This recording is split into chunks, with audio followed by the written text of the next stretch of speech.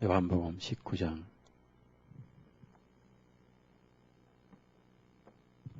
1절에서 7절까지 1절에서 7절까지 읽겠습니다.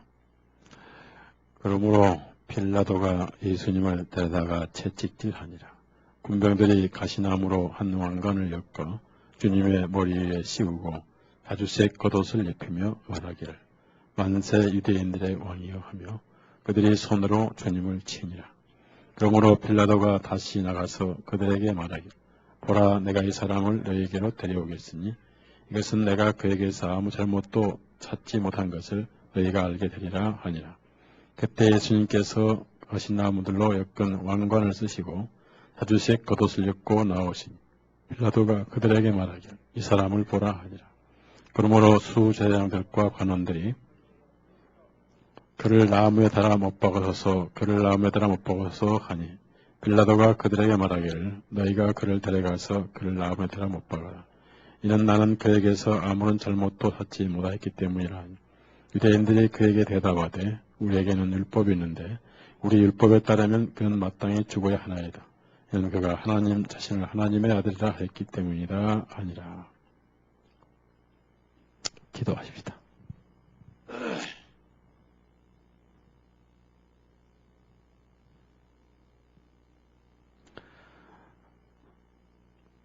어둡고 깊은 영적인 밤이 오는 가운데 진실로 주님을 기다리며 참으로 깨어서 하늘을 바라보는 영혼이 얼마나 되는지요.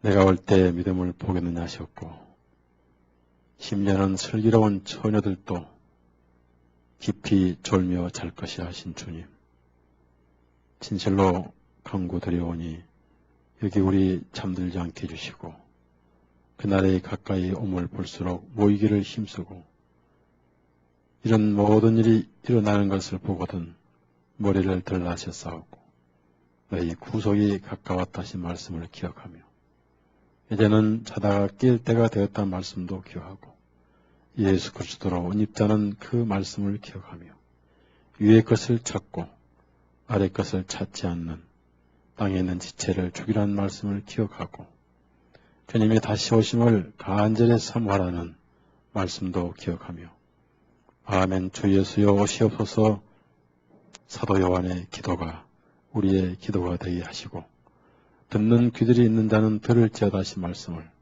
오늘 또 듣는 영혼들에게 복이 임하게 해 주옵소서. 예수님의 이름으로 기도드렸사옵나이다. 아멘.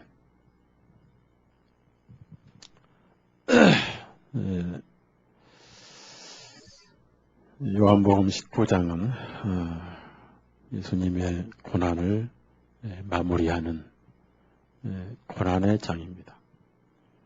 예수님은 언제부터 고난을 당하셨느냐 하면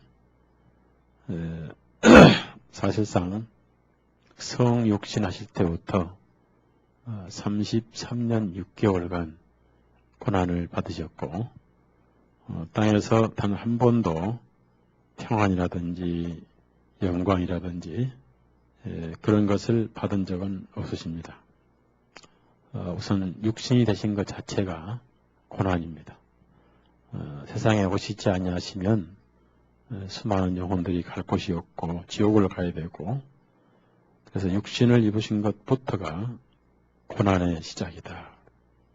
가장 가난한 집에 태어나셨고 또 30년 동안 그 요셉과 어머니를 도와서 손이 터지게 일을 하셨고 너무나 가난하셔서 동네에 있는 학교도 다니지 못하셨고 굶주리고 헐보셨고 그리고 30세 되셔서 침례를 받으셨을 때부터 3년 6개월간을 잃어버린 이스라엘 양떼들을 찾으셨지만은 보편적으로 대적하고 특히 고향 땅 나사렛 땅에서 낭떠러지에서 밀어 던져버리려고 할 정도로 미움과 천대를 당하신, 그리고 유대인들에게 수없이 멸시를 당하신 33년 6개월이 쓰라린 고난의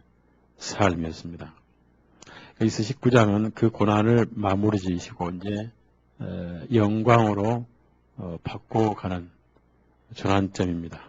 그래서 19장은 우리가 잘 책임져야 되고 이해를 해야 되고, 그래서 예수님의 33년의 고난의 세월은 예수님이 성육신하시면서부터 19장까지 고난의 세월을 보내시고 고난을 극치로 마감하신 것처럼 그리스도인들은 이 땅에서 성령님으로 태어나자마자 고난의 삶을 사는 거예요.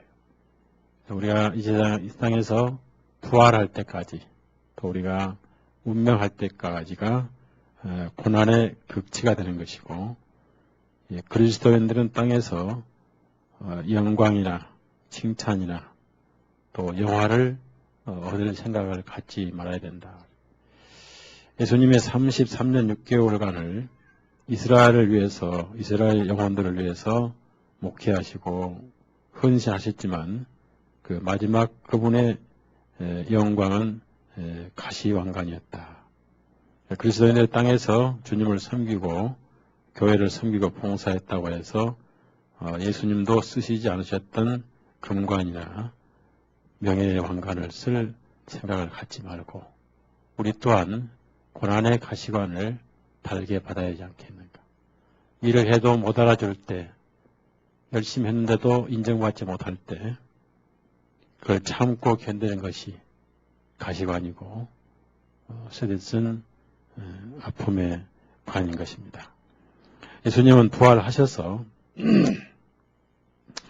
하늘에서 영광을 받으시고 그리스도인들에게 영광을 받으실 분이지 세상에서는 아직도 천대받고 계시고 마지막 재림하실 때 수많은 왕관을 쓰신 분으로 모든 영광을 홀로 가지신 분으로 이렇게 묘사가 되어 있습니다.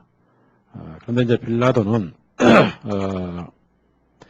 처음에 이제 예수님을 놓아주고 싶은, 그러니까 살인을 할 만한 그런 죄가 없는 것을 알고 유대인들이 시기로 예수님을 넘겨준 줄 알았기 때문에 놓아주고 싶었는데 이 바라바를 와달라고 그러니까 일단 그들의 충족을 채워주면서 어느 정도 미움과 시기를 풀어주기 위해서 그는 직접 예수님을 데려다가 재판 전에 채찍질을 했습니다. 아직 그 형이 확정되기 전까지는 죄인이 아닌데 혐오만 있는 상태로 고소자들의 말만 듣고 피고의 변증이라든지 또 확정이 되기 전에 고소인들의 그 비율을 맞추기 위해서 또 한편으로는 이제 채찍질을 하고 풀어주기 위해서 예수님을 데다가 채찍질을 했다. 이것은 불공정한 재판이다. 왜냐하면 확정되기 전인데도 단지 유대인들의 요구를 충족시키고 분노를 풀어주고 또 한편으로는 예수님을 놓아주고 싶은 마음도 있었지만은 또 한편으로는 유대인들에게 버림받은 예수님을 빌라도가 유대인들 대표로 공개 모독을 했다는 겁니다. 그 유대인들에게 버림받은 예수님을 빌라도는 마치 유대인들에게 분노를 풀듯이 잔인하게 채찍질을 했던 것입니다. 그래서 빌라도가 예수님을 데려다가 채찍질 아니라 이것은 완전 불공평한 이 형벌이고 밑에 보면은 거기 보면은 예수님을 아직 그 어떤 처형할 죄를 찾지도 못했다고 자기 입으로 고백을 합니다. 6절 보면은 수제장들과 관원들이 주님을 보고 소리질러 말하기를 그를 나무에 달아 못 박아서라고 이제 두 번씩 강조할 때 자기 스스로 뭐라고 하냐면은 너희가 그를 데려가서 그를 나무에 달아 못 박아라. 이는 나는 그에게서 아무런 잘못도 찾지 못하였기 때문이라고 자기 스스로 무죄를 자기 스스로 입증하면서도 예수님을 데려다가 공개적으로 이렇게 채찍질했다는 것은 예수님을 완전히 멸시를 하고 한편으로는 놓아주기 위하면서 채찍질해서 놓아주기를 위한 것일 뿐 아니라 또 한편으로는 유대인들의 분노와 그 시기와 질투를 어느 정도 해소시켜서 채찍질해서 분노가 풀어지면 예수님을 놓아줄 수 있을 뿐 아니라 빌라도는 결코 예수님을 존중하거나 예수님을 의인으로 믿거나 하진 않고 한 유대인의 이상한 버림받은 사람으로 이스라엘 민족보다 더욱 더 예수님을 천대하고 멸시를 하면서 조롱거리로 채찍질을 했다는 것입니다. 그래서 이제 이러한 채찍을 이제 맞았을 때 율법에는 신명기에 40대 이상은 때리지 말라 이런 말씀을 하셨습니다. 그래서 바울 사도는 그 복음 전할 때 40에 하나 감한 매를 5번이나 맞았다 했는데 우리가 이 말씀을 읽으면서 단순한 말씀이지만은 예수님은 온 몸이 얼굴에서 온몸이 채찍에 맞으셔서 이때 완전히 찢겨져 버렸어요. 그래서 얼굴에서부터 발까지 피투성이가 이미 되셨는데 특히 좌우에서 이제 오른손으로 쳤기 때문에 등 쪽에 채찍이 많이 맞으셨어요. 그래서 부하에 보면은 채찍을 등에 이렇게 때릴 것이다 이런 예언이 있습니다. 이사야 50장 찾아보세요. 이사야 50장. 그래서 등이 다 터져 버렸어요.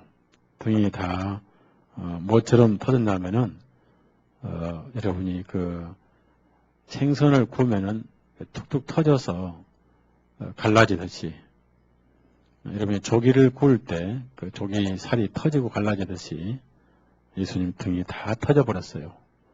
그래서 온 몸에 피가 흐르기 시작했는데 6절 보면은 이사야 50장 6절 보면은 나를 때리는 자들에게 내 등을 내어주고 그래서 이 등이 많이 터졌는데 그 터진 등에다가 옆으로 된 양손이 옆으로 묶일 나무를 짊어지고 가셨어요. 그래서 그 나무를 짊어지시고 어깨에 메고 등에다가 메고 가시다 보니까 터진 등이 너무 많이 아프시고 또 채찍질 한 다음에 이제 골고다로 예수님을 끌고 갔거든요. 그래서 그걸 등이 터지고 쓰라려서 견딜 수 없으셔가지고 넘어지고 하다 보니까 사형 집행이 늦어질까 봐서 구레네 시몬을 강제로 그 통나무를 메고 가게 했던 것인데 나를 때리는 자들에게 내 등을 내어주고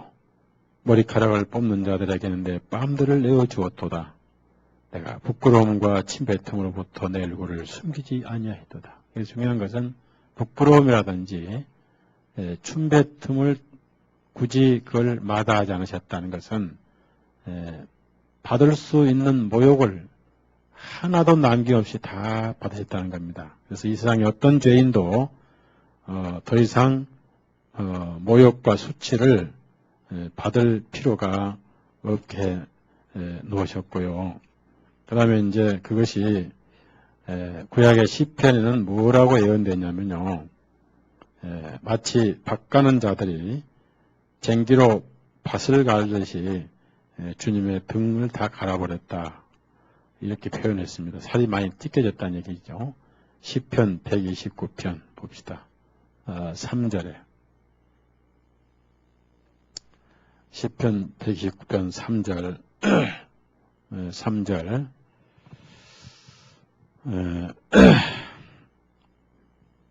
다 구약의 모든 그 영은 주님의 영이기 때문에 베드로전서 1장 9절의 말씀 10절까지 11절 있는 말씀이죠. 같이 읽습니다. 밭가는 자들이 내 등 위를 갈아 그들의 고랑들을 길게 만들었도다. 그래서 이것은 밭을 갈듯이 주님의 등을 터지게 했다. 갈아버렸다. 그래서 그 채찍으로 등, 가슴, 얼굴, 어깨 온 몸이 살이 터지게 이렇게 채찍을 맞으셔서 결국은 그때부터 피투성이 모습으로 이렇게 그 분노도 풀 뿐 아니라 이스라엘 민족을 멸시하는 조롱하는 그러한 조롱을 그 군중들에게는 할 수 없고 빌라도는 예수님에게 이스라엘 민족을 조롱하고 멸시하는 그 경멸하는 그런 방법으로 채찍질을 했던 것입니다. 율법에는 그러한 채찍을 40번만 때려 했는데 불행히도 예수님은 3배를 더 맞으셨어요. 120대를 맞으셔서 남아있는 살점이 없을 정도로 다 떨어졌고 요즘에 나온 그림에 나온 그런 아름다운 피부는 결코 아니란 것입니다. 그것은 구약에 예언된 것은 이제 그 불에 굽는 그러니까 전병이라든지 또 그 빵을 굽는 게 있어요. 그러한 것을 예수님이 그 불에 튀겨지고 구워진 그러한 빵처럼 예수님은 이렇게 고난을 받으실 것이다. 이것을 보여준 것이고요. 우리 구약성경 레위기 2장 보시면 여러분이 이제 길가에서 겨울 때 지하철역 같은 데서 흰떡을 잘라서 불에 구워 파는 게 있잖아요.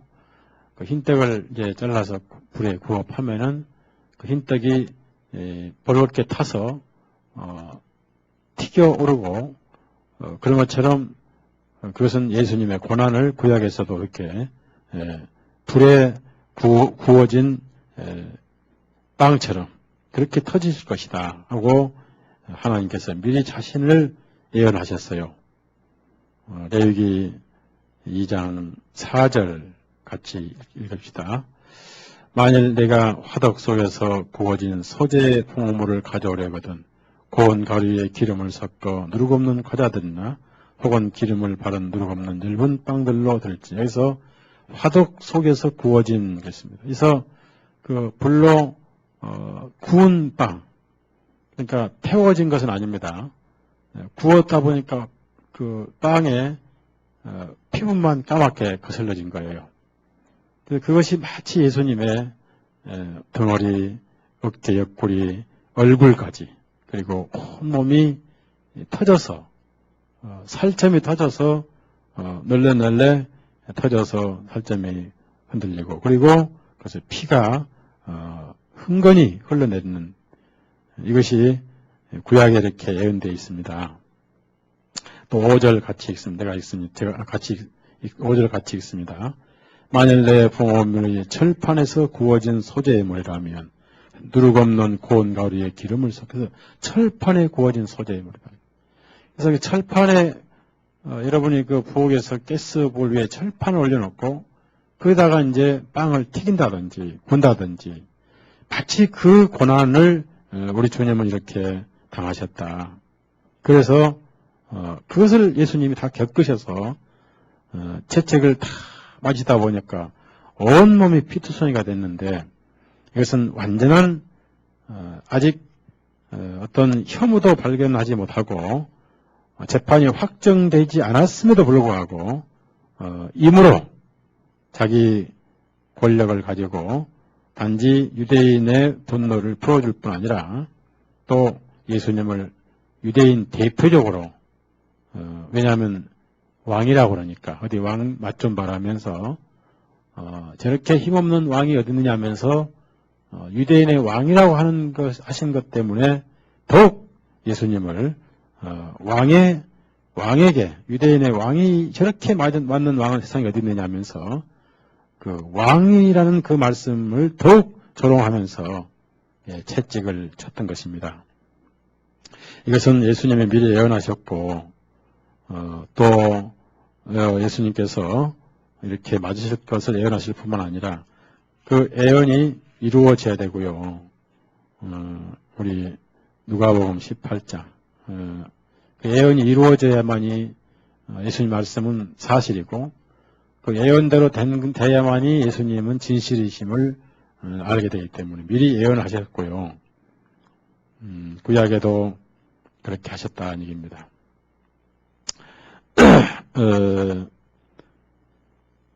누가복음 18장 32절 33절에 제가 읽습니다.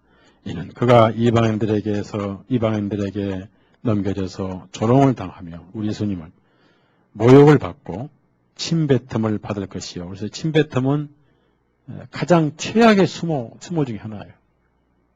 여러분이 그 성질이 아주 급한 사람은 누가 침을 뱉으면 아마 칼로 상대방을 죽여버릴 거예요. 아마 그 최악의 수모입니다.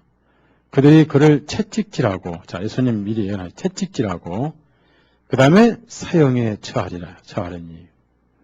그러나 셋째 날에 그가 다시 일어나리라. 살아나린다. 그런 말씀인데 이것은 구약 성경에 이사야 선지자께서 예언한 그 예언을 정확하게 이루신 거예요. 그래서 그 채찍에 맞으신 건 뭐냐 이겁니다. 우리가 몸으로 죄를 지었는데 이 몸이나 마음은 다 하나입니다. 그래서 우리가 영을 처벌할 수 없잖아요.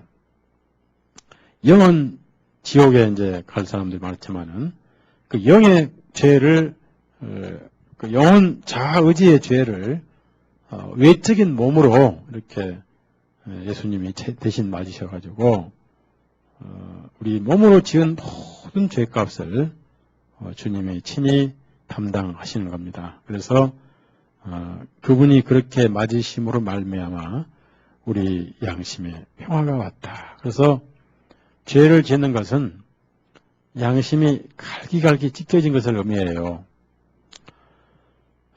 여러분이 나무에다가 못을 박았다가 빼면은 1개 박으면 목구멍이 하나 남고 10개 박으면 목구멍이 10개 남고 1000개를 박으면 목구멍이 1000개 남습니다. 우리가 죄를 지면 양심에 구멍이 뚫려요. 그러한 것을 예수님이 채찍에 맞으심으로 양심을 전부 치료시켜서 흠 하나 없게 깨끗한 아이 살처럼 갓난 태어난 뿌연 어린아이 젖먹이 살처럼 양심을 깨끗하게 치료를 해 놓으신 분이 예수님이에요. 그래서 우리는 그 예수님을 사랑하지 않을 수밖에 없고 예수님 없이는 한 수도 베길 수가 없고 예수님 없는 삶은 아무 의미 없는 삶이고 예수님을 사랑하지 않는 삶은 정말 재미없는 삶이고 노래가 없는 삶이고 웃음이 없는 삶이다 하는 겁니다. 이사야 53장을 찾읍시다. 이사야 53장 5절. 이것은 전부 하나님의 예언대로 선지자들의 성령의 감동으로 예언된 그대로 고난을 받으신 분이다.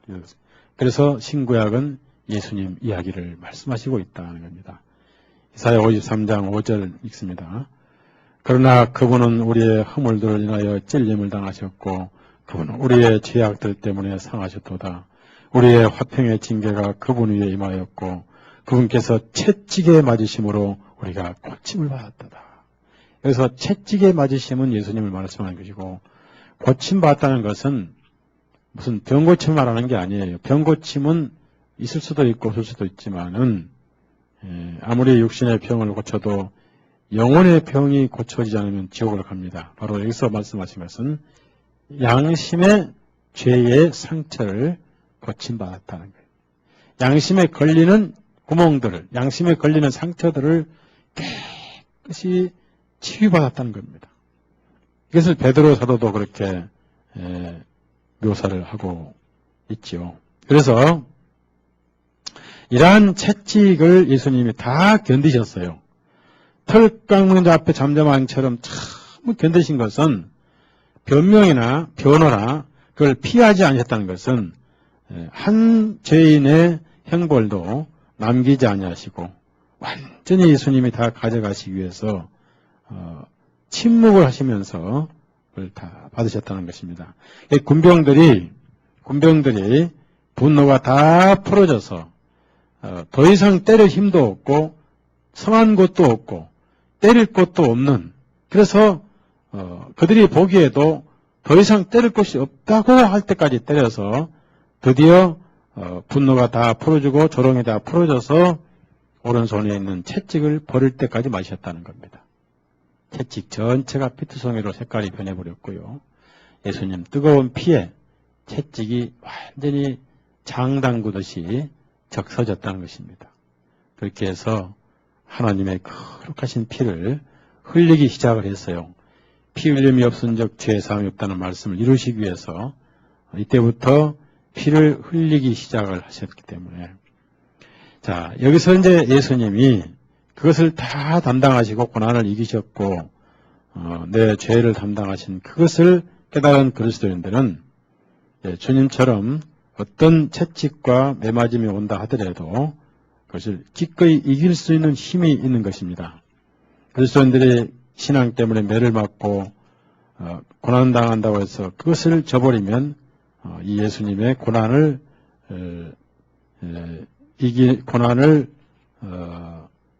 잘 못 깨닫는 믿음이라고 할 수 있습니다. 그래서 바울 사도는 어떤 채찍을 맞을 때도 그걸 베드로도 마찬가지고 아주 감사하게 채찍을 달게 받았어요. 사도행전 16장. 근데 요즘은 성도들은 채찍은커녕 조그만 말씀의 설교의 책망과 징계도 맞기 싫어서 최고의 해답은 떠나버리면 끝이요. 갈 곳은 많다 그 말이에요. 여기 아니면 교회가 없느냐. 이 시대의 병입니다. 말씀의 채찍을 맞아야 되는데 아기가 채찍 맞기 싫어서 엄마 집을 떠나고 아버지 집을 떠나보세요. 어디를 갑니까? 고아원 가야지. 열차에서 앵벌이게 돼야지. 앵벌이. 자녀들을 채찍으로 치는 거예요. 하나님의 자녀들은 매를 맞는 것인데 그거 맞기 싫다고 떠나는 성도가 너무 많아요. 잘못된 것은 징계하고 잘못된 것은 책망받아야 되는데, 만약에 그런 사람들을 목사가 육신으로 뺨을 때렸다면 아마 텔레비에 나가서 떠들고 다닐 거예요. 아마. 사도행전 16장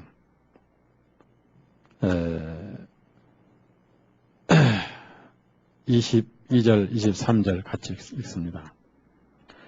무리가 함께 일어나서 바울과 실라를 대적하니 그 행정관들이 그들의 옷을 찢어벗기고 그들을 매로 치라고 명령하여 그들을 많이 채찍질한 후에 감옥에 가두고 간수에게 명령하여 그들을 단단히 지키라 하니. 그래서 여기는 이 행정관들이 얼마나 쳤는지를 모르지 하여튼 많이 쳤다는 거예요. 많이 채찍질했는데 이것을 피하지 않았다 그 말이에요. 복음 때문에 받는 그 고난을 달게 여겼다 그 말입니다. 그 채찍질을 달게 여겨서, 그리고 그는 그 채찍을 맞고도 어떻게 채찍을 맞은 그 상황에서 밤에 찬송을 들을 수 있었는가? 그것은 바로 예수님의 고난을 정확하게 이해한 신앙이었다는 얘기죠. 많은 그리스도인들이 구원을 받았는데 그 구원이 예수님의 고난이 지불되고 이루어진 구원이라는 것은 생각하려고 하지 않아요. 앉아서 구원받으니까 구원이 그냥 앉아서 주어진 걸로만 생각을 해요. 그런 게 아니에요. 말로 다 표현할 수 없는 고난이 지불됐습니다. A가 태어나서 자기가 편안하게 나온 자 압니까? 그 어머니는 아기를 안 낳으려고 얼마나 고통을 당합니까? 해산의 고통이라고 그럽니다. 어머니가 아기를 낳을 때 고통은 이빨이 앓는 것보다 고통스럽지요.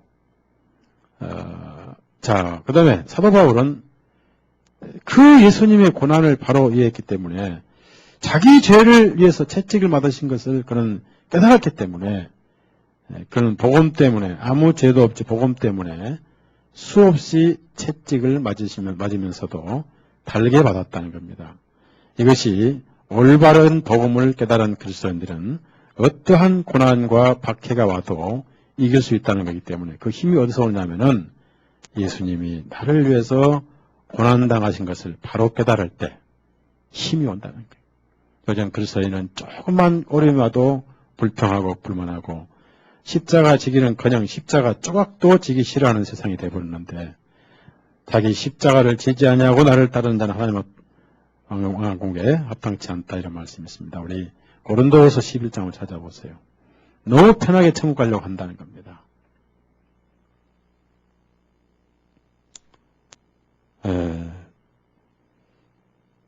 23절부터 25절까지 고린도후서 11장 23절 25절 같이 읽습니다. 그들이 그리스도의 사역자들이냐 내가 어리석은 자같이 말하노니 나는 더욱 그러하니라. 내가 수고를 넘치게 하였고 매도 셀 수 없이 맞았고 감옥에도 더 자주 갇혔고 여러 번 죽을 뻔하였으며 유대인들로부터 40에서 하나를 제한 채찍들을 5번이나 맞았고 3번 몽둥이들로 맞았고 1번 돌로 맞았으며 여기까지 맞은 것만 몇 가지로 맞았냐면은 4단계로 맞았어요. 자, 유대인들에게는 40에 하나 감한 매를 5번 맞았다면 총 4, 5, 200대인데 거기서 5대를 빼고 나서 195대를 맞았다. 3번 몽둥이들로 맞았다는 거예요. 몽둥이, 큰 몽둥이들 맞았다는 거예요. 여러분이 복음 때문에 이렇게 맞은 적이 있느냐? 아직 없잖아요. 그 다음에 돌로 맞아서 바울 사도가 기절한 적이 있었어요. 그 다음에 앞에 앞에 보면은 23절 보면은 매도 셀 수 없이 맞았고 있습니다. 이것은 이방인들에게 맞은 매를 말하는 거예요. 그러니까 이것은 40의 숫자 상관없이 무조건 그냥 화가 풀 때까지 매를 맞았다. 그래서 여러분도 정말 그 고난을 알고 그 엄청난 값이 지불된 상태에서 구원을 받다는 걸 깨달았다면은 누가 여러분 복음 전한다고 매를 때립니까? 그 대신 좀 고난에 따라도 감사하게 이겨내야지요. 뭘 힘들다고 불평하고 뭐 어쩌고 예수님이 매를 맞는 걸 한 대만 맞아보시면 기절하고 나 천당 안 갈래 하고 난리칠 사람들이 이 땅에는 너무 많아요.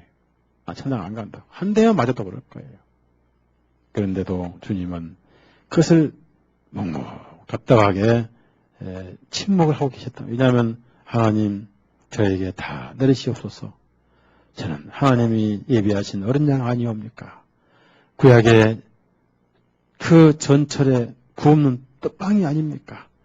제가 태워지지 않을 정도로 저를 불에다 완전히 구우소서. 그 뜨거운 고난을 제가 다 견디겠나이다.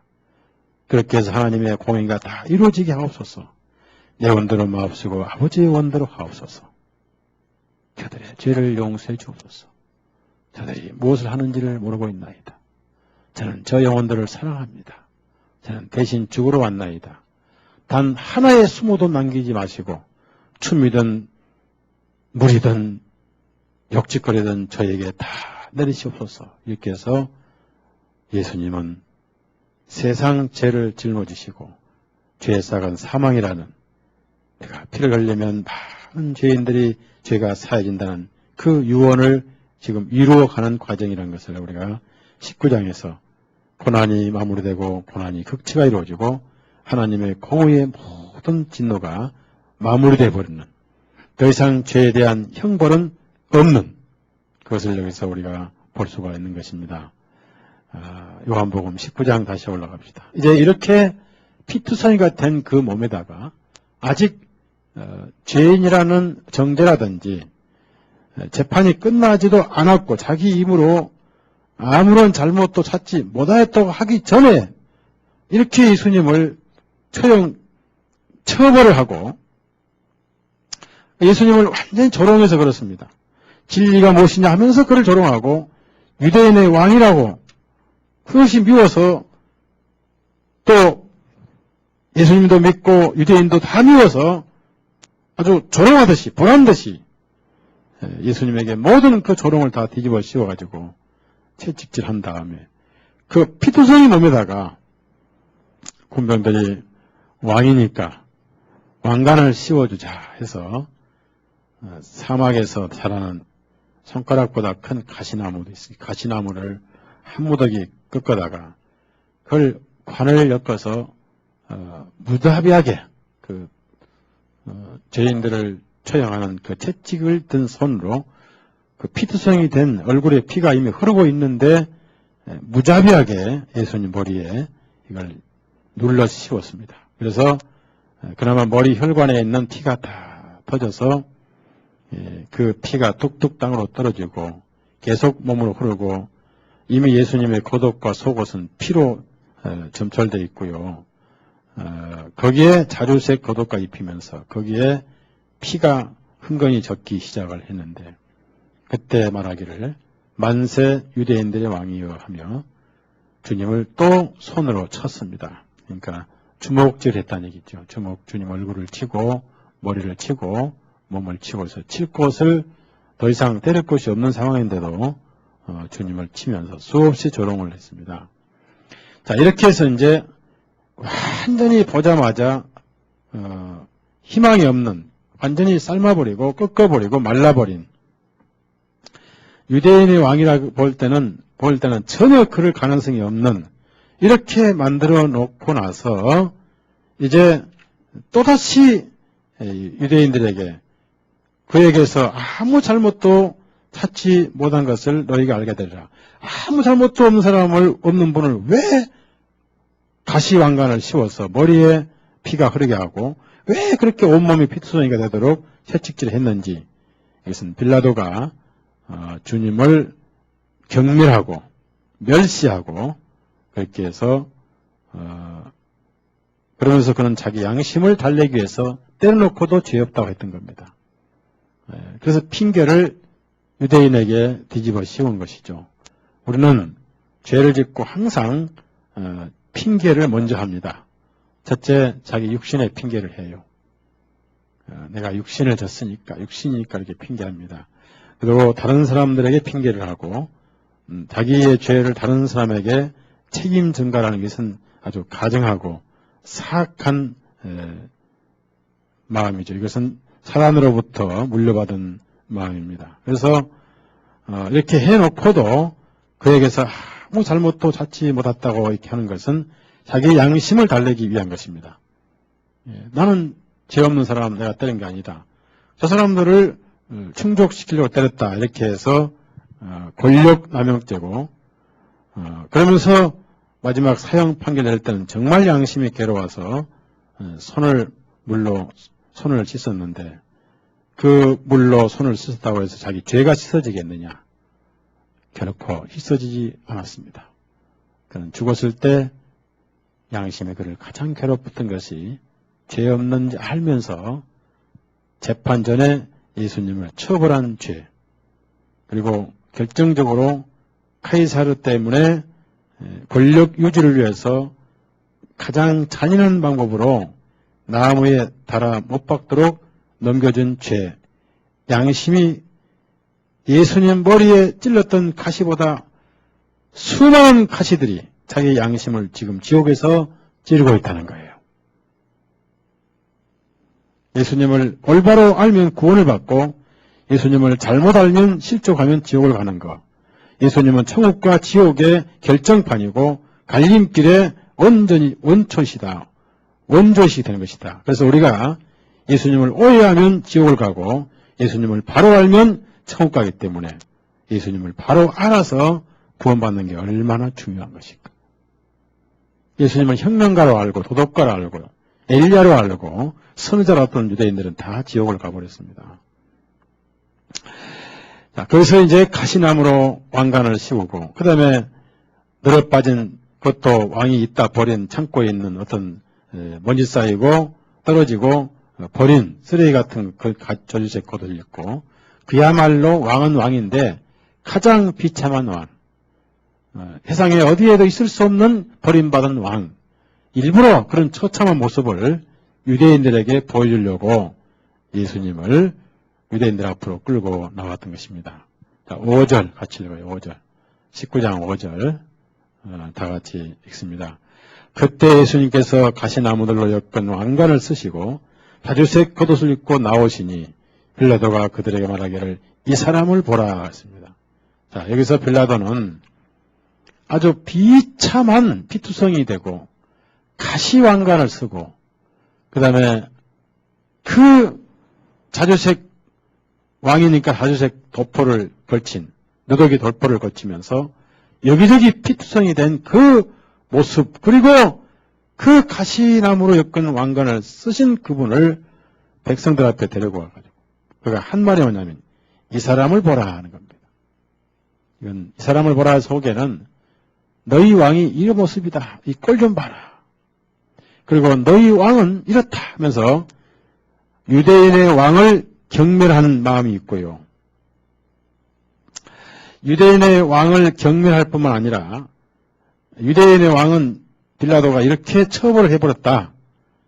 힘없는 왕이다. 라고 유대인의 왕을 경멸할 뿐만 아니라 이렇게 처벌을 받았는데 이제 분노가 풀어졌지 않느냐라고 동정을 구했을 거란 얘기죠.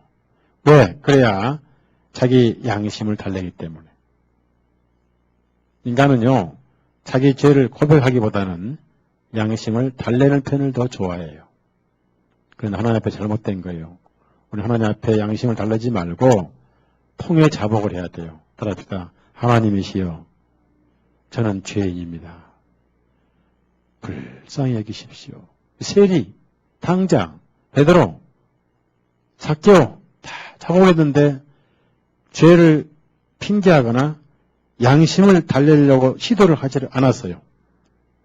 하나님은 그 통회하는 영혼을 불쌍히 여기시지 양심을 달래기 위해서 딴짓하는 영혼들은 가증하게 여기신다는 겁니다.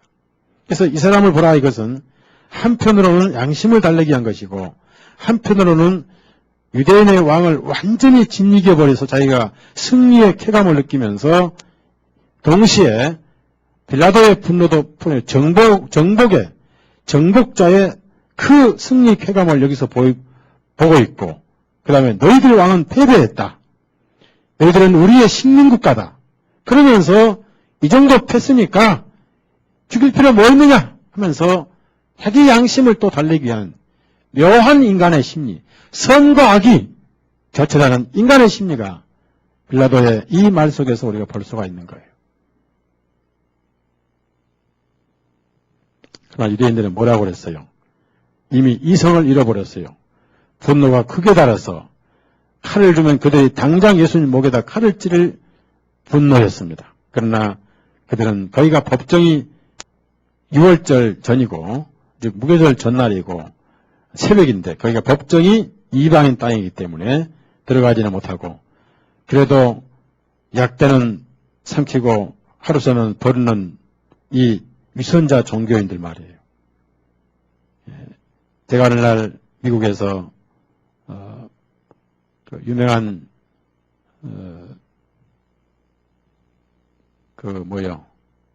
콩나물에다가 티 선지 넣어서 하는 걸 뭐라고 그래요? 해장국. 할머니 해장국 집에 가서 해장국을 제가 먹으면서 성경에 피를 먹지 말라 말씀해서 선지를 다 걸러내는데 제 양심이 뭐라고 하냐면은 양심이 뭐라고 제기하냐면 하루살은 걸러내고 약대는 삼키는 놈아.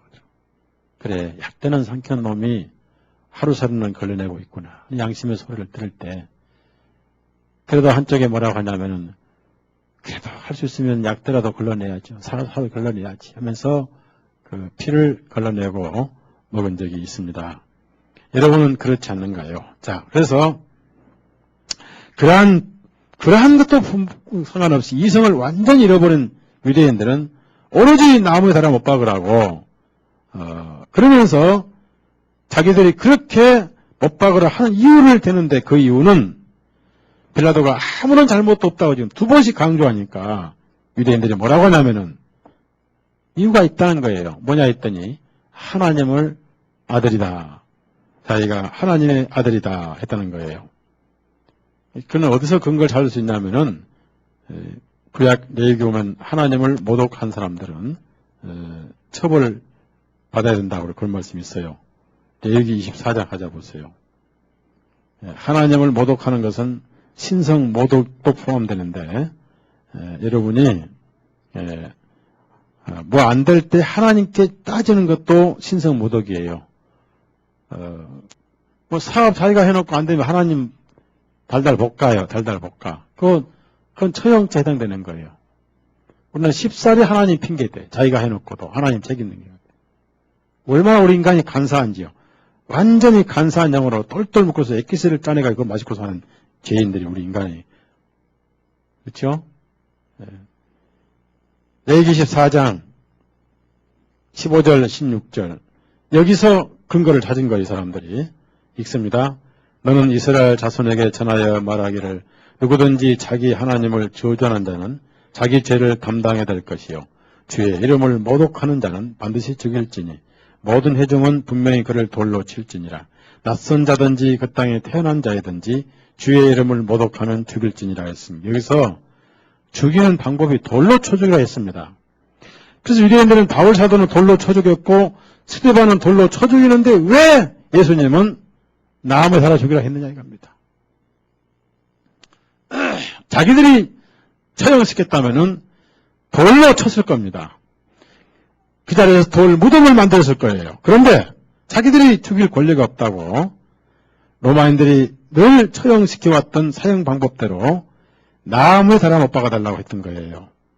자, 스데반은 돌로 쳤습니다. 율법에 따라서. 신성 모독죄로. 바울도 돌로 쳤는데 기절했다가 살아났죠. 가나마다 체포된 여인 돌로 치러 왔다가 예수님이 돌로 용서해 보내주셨죠. 그럼 왜 예수님은 나무에다가 죽이라 했느냐 이겁니다. 이건 저주의 극치예요. 저주의 극치. 자, 갈라디아 3장 13절. 그래서 여러분에게 더 이상 저주가 없을 뿐 아니라 그렇게 예수님이 저주를 받으셨다 그 말이에요. 그냥 구원시킨 게 아니라 그 말이에요. 갈라디아 3장 13절 다 같이 읽습니다. 시작.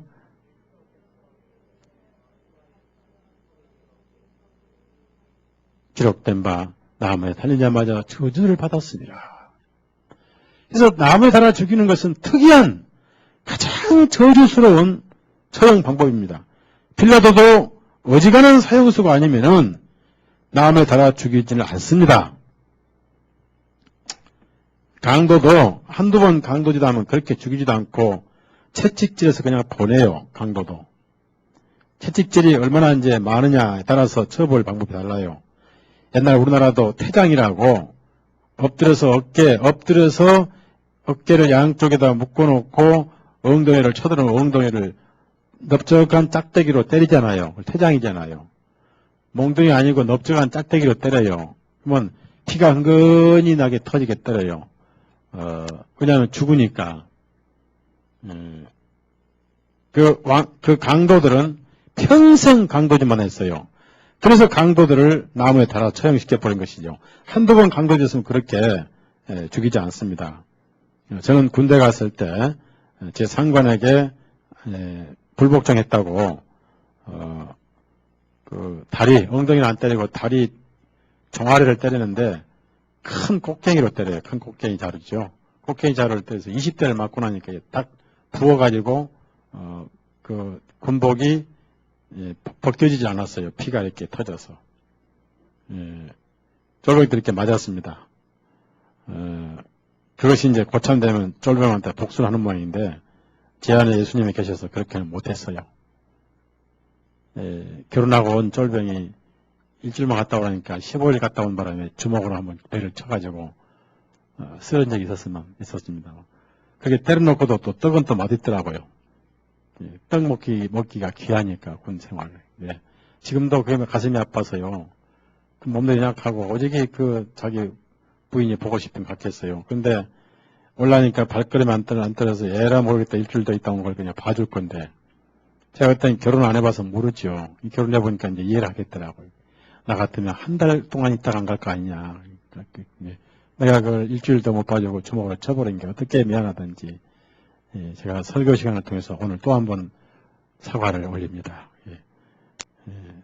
맞으신 분 여러분이 그 사람이 여러분이 생각하고 여러분에게 정중하게 사과를 세 번째 드립니다. 예수 믿는다 하면 주먹을 쳤으니까.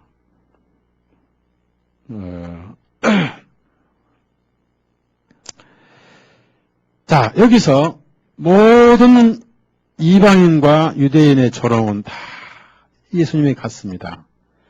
즉 이방인과 유대인의 조롱은 하나님과 세상의 모든 죄에 대한 조롱이 예수님에게 다 가서 이 사람을 보라. 한번 따라합시다. 이 사람을 보라. 자, 이 사람을 보라에 줄을 치세요. 거기에 그 초라하고 피투성이 가시멜려만 쓰신 이 사람 예수님 안에 저와 여러분도 들어있었습니다. 이 사람을 보라 그 말씀은 여기서 나를 보자 입니다. 따라합시다. 나를 보자. 그게 내가 있었던 거예요. 이 사람을 보라. 그 속에 바로 내가 있었던 겁니다. 거기에 모든 죄의 모습이 다 형벌이 거기서 마무리될 뿐 아니라 무슨 말씀입니까? 이 사람을 보라 이것은 그날로 끝난 게 아니라 우리 그리스도인들은 오늘도 내일도 날마다 주님을 바라봐야 돼요. 이 사람을 보라는 것을 끝난 게 아니고 우리는 하늘에 가서도 땅에서도 영원히 주님을 바라봐야 돼요. 고난 받으신 그분을 볼 뿐 아니라 부활하신 그분을 봐야 되고 나를 사랑하시는 내 목자로 봐야 되고 내 주님으로 봐야 되고 히브리서 12장 찾아봅시다. 우리는 그분을 바라봐야 돼요. 매일 바라봐야 돼요. 아침에도 바라보고 저녁에도 바라봐야 되고 예수님은 바라보는 사람에게 더 눈동자를 주셔요. 베드로는 주님을 3번 부인하고 나니까 예수님이 눈길을 주실 때 그런 얼굴을 돌려버렸죠. 그래서 밖에 나가서 많이 울었죠. 여러분은 주님을 바라보십시오. 날마다 바라보십시오. 즐거울 때 바라보시고 힘들 때 바라보시고 슬플 때 바라보시고 견디기 어려울 때 바라보시고 견디기 어려울 때 바라보시면 이기고 누가 미워 죽겠을 때 바라보면 미움이 사라지고 돈이 죽어도 없을 때 바라보면 돈이 생기는 게 아니라 이기는 거예요. 히브리서 12장 2절 다 같이 읽어요. 2절 시작. 우리 믿음의 창시자여 완성자이신 예수님을 바라보자. 그분께서는 자기 앞에 놓인 기쁨을 위하여 십자가를 견디시고 그 수치를 게으르지 아니하시더니 하나님의 보좌 오른편에 앉으셨느니라.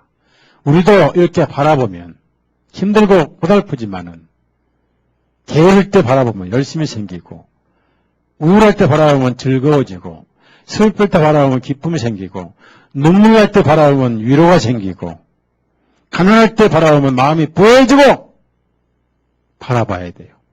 병들 때 바라보면 힘이 생기고 오늘도 바라봐야 돼요. 따라합시다. 예수님을 바라보자. 빌라도는 예수님 이 사람 했지만은 This man 했지만은 미국의 부시 대통령이 김대중 씨가 백악관 왔을 때 This man 그랬어요. 이 사람 그랬어요. 멸시와 조롱입니다. This man. 이 사람? 우리는 이 사람이 아니라 예수님을 바라보는 거예요. 예수님을 바라보는 거예요. 예수님 바라보는 거예요. 구원자를 바라보는 거예요. 여러분 마음속에 바라보십시오. 그분을 바라봐야 돼요. 거기서 희망이 오고 생명이 나오고 거기에 소망이 오고 아기는 항상 엄마를 바라보죠. 젖을 먹기 전에 바라보고 젖 먹고 나서 바라보고 눈 뜨면 바라보고 까꿍과 끄르륵하고 이것이 교감이 돼가지고 엄마와 아기 사랑이 왔다 갔다 합니다. 따라합시다. 까꿍. 따라하세요. 까꿍. 까르르.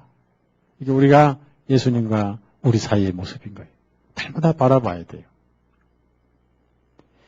자, 오늘 우리는 여기서 더 몇 가지를 생각해 봐야 되는데 하나님의 아들이라는 말을 듣고 빌라도가 가슴이 철렁 내려서 내가 잘못하는 게 아니냐 싶어서 굉장히 두려워했습니다. 자, 옳지 않는 짓을 할 때는 두려움이 생깁니다. 옳은 일을 할 때는 양심이 보증해 주기 때문에 담대함이 생기고요. 옳지 않는 일을 할 때는 양심이 두려움이 와요.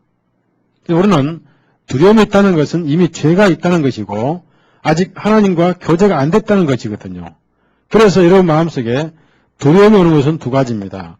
성령님께서 양심을 깨워서 오는 두려움이 있습니다. 성령님께서 두려움을 주시는 분은 아닙니다. 성령님이 양심을 깨끗하게 하면 두려움이 오는 거예요. 그러나 구원받은 사람들은 성령님께서 평강을 주셔요. 이 사람은 두려움이 왔어요. 두려움에는 형벌이 따름이라 그랬습니다. 왜? 하나님과 화해하지 않는 양심입니다. 그래서 두려움, 지옥의 특징은 두려움이 완전히 꽃을 피워버리고 열매를 맺는 것입니다. 사슴이 떨리고 탁 떠는 걸 뭐라는 거예요? 사슬이 새파랗게 떨리고 이빨이 부들부들 떨리고 오금이 떨리고 이것은 두려움의 특징입니다. 그러나 우리 그리스도인들은 담대히 하나님과 교제를 하죠. 그리스도인들은 담대함은 특징입니다. 그리스도인들의 그 심령은 하나님 앞에 담대한 거예요. 담대해야 돼요. 담대함은 구원받은 양심입니다. 에베소서 3장 12절. 나 두려움 없네 두려움 없도다. 모든 게 담대해. 하나님 앞에 담대하면 세상이 담대해져 버려요. 아무것도 무섭지 않아요. 마귀가 무섭지 않고 어떤 환난도 무섭지 않고 누구도 무섭지 않고 밤중에 걸어가도 사망의 음침한 골짜기를 걸어갈지라도 명동 뒷골목을 걸어갈지라도 남산 밑에 골목을 걸어갈지라도 나를 해를 두려워하지 아니하려니 하나님의 막대기와 지팡이 나를 지켜 하시기 때문에 이런 시편을 암송할 수 있는 거예요. 맞습니까? 대답은 아멘 해도 밤중에 가라면 아무도 안 나갈 거예요. 칠카짜 두고 번개치고 비올 때 새벽 3시 혼자 나가면 아이고야 나갈 거야 아마. 왜요? 잘못된 믿음입니다. 자 3장 또 그때 이상하게 그때 나간 사람도 좀 정신이 이상한 사람이죠. 그러죠? 네. 왜 새벽 3시 나가? 그것도 이상하잖아요. 자 3장 12절 다 같이 읽습니다. 시작. 그분 안에서 우리가 그분의 믿음에 의한 확신을 가지고 담대함과 나아가는 이런 담대함이 특징입니다. 이게 구원받은 그리스도인의 마음인 거예요.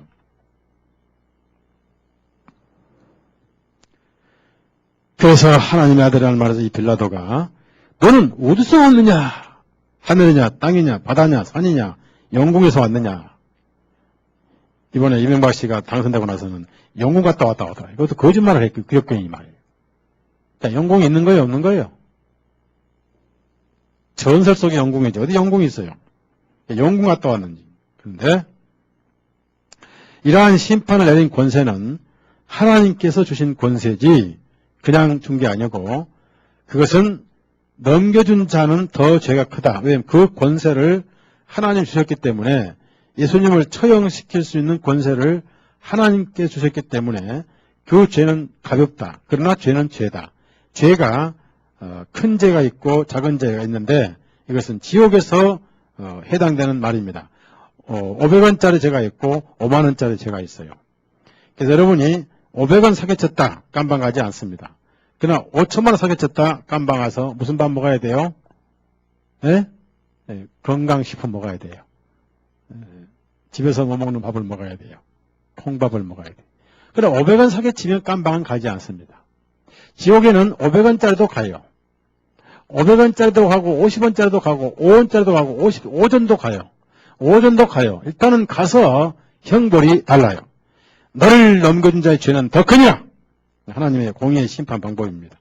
자 19장 11절 19장 11절 하늘에서 은은 똑같지만은 보상은 달라요.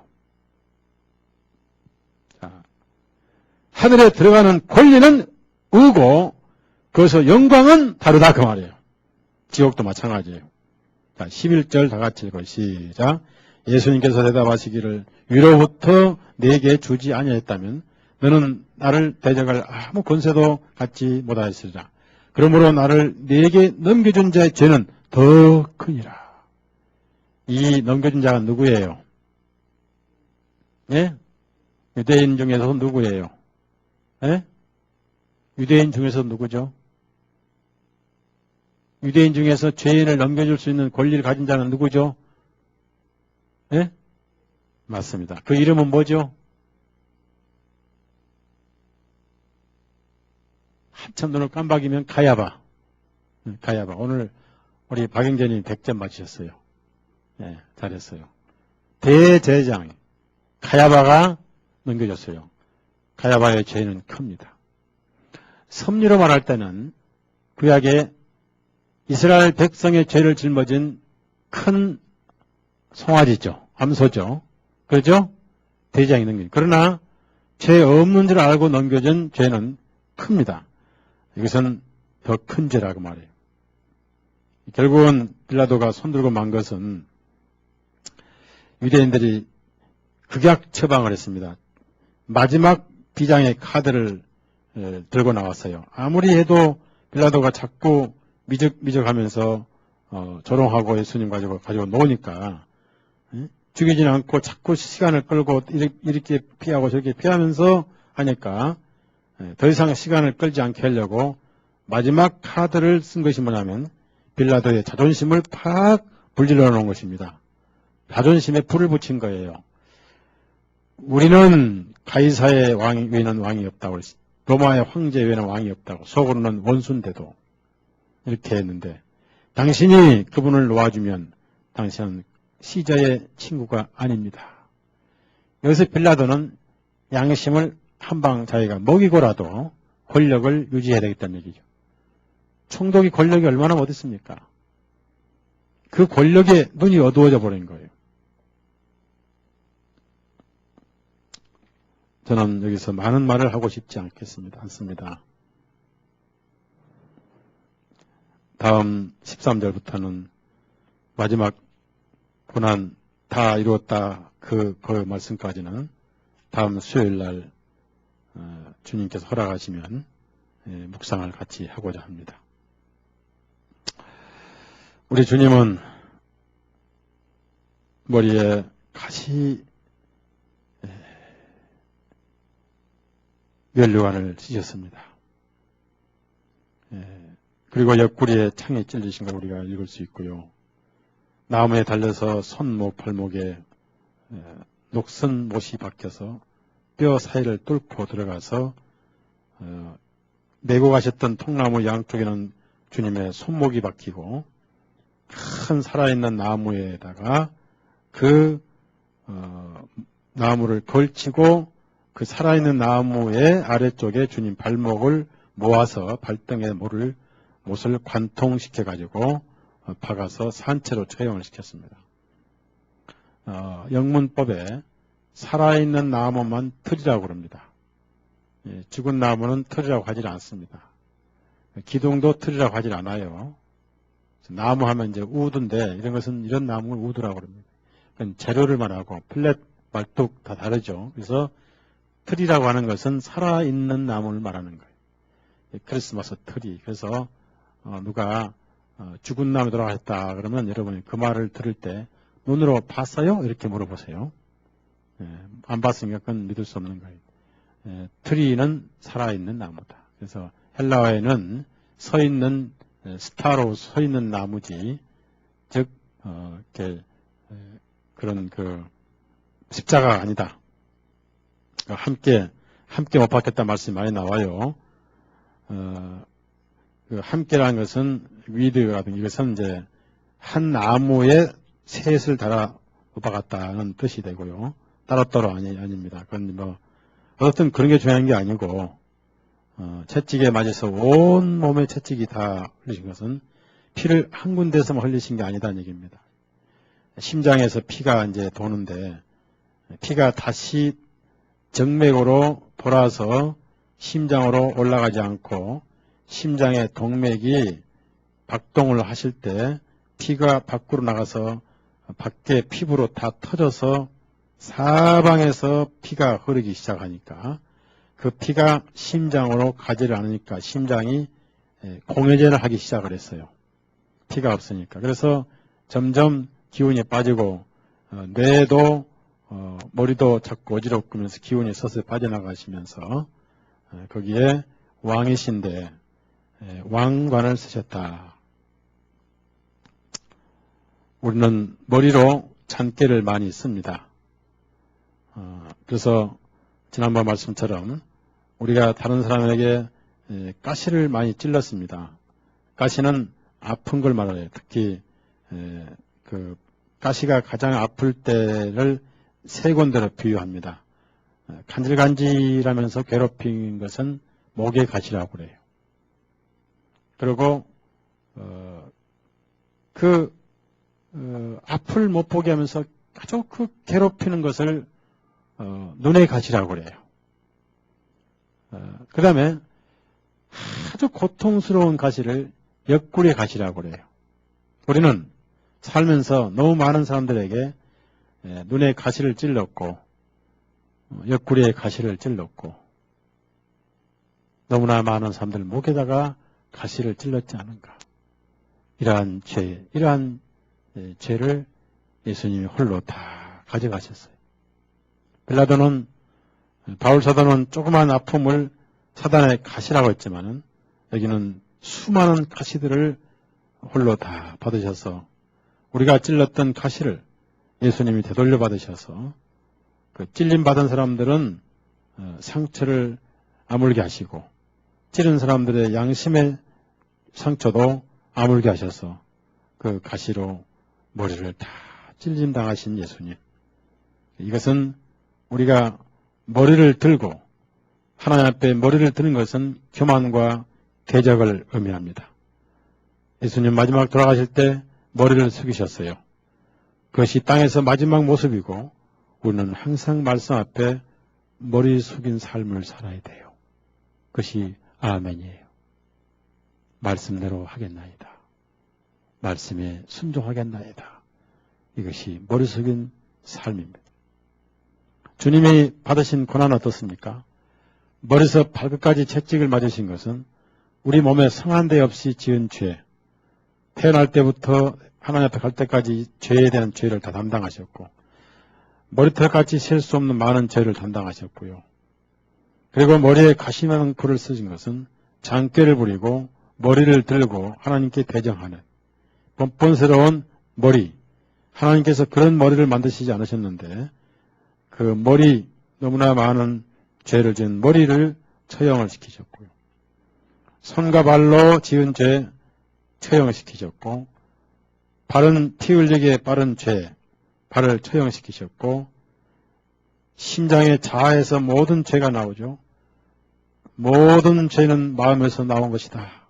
그 심장을 12cm 넘는 창으로 찔림받아서 피와 물이 흐르더라. 이렇게 해서 전신의 죄, 우리의 머리에서 발끝까지 모든 죄를 주님이 다 담당하셔서 하나님의 분노는 거기서 종결돼 버렸고 어떤 죄인도 형벌도 없고 죄도 없는 하나님 마음이 그렇게 편해져 버리는 이것이 은혜 시대고 복음의 시대가 온 것이고 이 사실을 정확하게 이렇게 쓴 것은 바로 우리 주님께서 사실대로 죽으셨고 꾸며낸 얘기가 아니다 하는 것을 바로 증언하는. 그래서 사도들은 목격자요 증언자입니다. 너희는 나의 증인이요. 성경보다 더 정확한 기록은 없습니다. 성경은 사람의 쓴 게 아니라 성령님으로 썼기 때문에 성령님은 속성 자체가 거짓말을 몰라요. 거짓말이 뭔지를 못 아신 분이기 때문에 이 기록은 사실 중에 사실이고 의심 자체가 하나의 죄인 것입니다.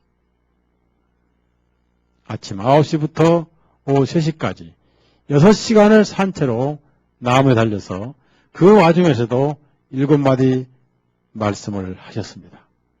7마디 말씀은 지난 주일 오후에 제가 하셨기 때문에 생략하겠습니다. 때는 제6시라. 마가복음에는 제3시라고 했는데 왜 제3시고 제6시가 틀리냐면 원래 3시와 6시 사이에 준비하는 기간이에요. 그래서 3시, 6시 사이, 아침 6시와 아침 9시 사이가 무교절을 준비하는 사이입니다. 그래서 그 6월 전날 밤 6월절하고 그래서 그 기간을 포함해서 하다 보니까 3시, 6시 하지. 사실 성경은 거짓말이 없습니다. 성경은 사실입니다. 여러분은 치유와 평안만이 남아 있습니다. 예수님을 사랑하시고 마지막으로 머리 왜 가시를 다 쑤셨느냐 이겁니다. 딴 생각을 다 찔러 죽여버린 거예요. 따라서요, 잡생각. 거기에 어떤 생각도 그날 찔러 죽었냐면은 오늘 집에 가서 테레비 볼 생각도 찔러 죽였어요. 다 육신적인 생각은 다 찔러 죽었고 딱 하나만 살려놨어요. 예수님만 생각할 생각만 남아는 거예요. 그 모든 생각을 다 찔렀어요. 생각. 가룟유다는 생각 때문에 예수님이 팔아먹었어요. 여러분, 이때 잡생각, 죄생각 다 예수님 가시난꿀로 찔려서 죽여버렸고요. 예수 그리스도만 생각하는 머리만 남았음을 믿으십시오. 기도합시다.